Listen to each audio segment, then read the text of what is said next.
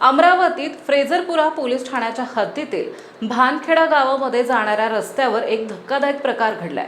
जंगल परिसरात एका तरुणी आणि तिच्या मित्राला अडवून मारहाण करत लुटमार केल्याची घटना घडली आहे। सोबतच तरुणीवर जबरदस्तीने अत्याचार केल्याची ही संतापजनक घटना उघडकीस आली आहे। दरम्यान या घटनेची माहिती मिळताच फ्रेझरपुरा पोलिसांनी घटनास्थळ गाठत पुढील प्रक्रिया केली आहे। तपास अंती या प्रकरणी गुन्हा दाखल करत या गंभीर गुन्ह्यातील 5 आरोपींना ताब्यात घेतलंय।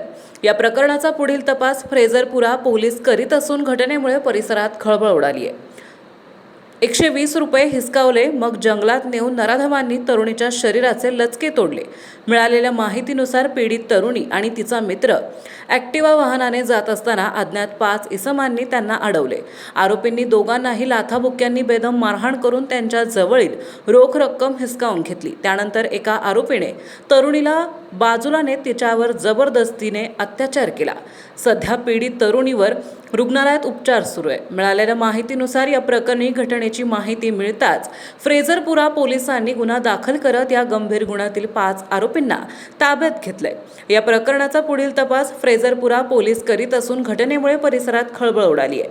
हा गुन्हा अत्यंत गंभीर स्वरूपाचा असल्याने पीडिता, साक्षीदार तसेच आरोपीबाबतची माहिती पोलिसांकडून अधिकृतरित्या जाहीर होईपर्यंत प्रसारित करू नये, अन्यथा संबंधितांवर प्रचलित कायद्यानुसार कारवाई करण्यात येईल असे आवाहनही पोलीस प्रशासनाने केले आहे।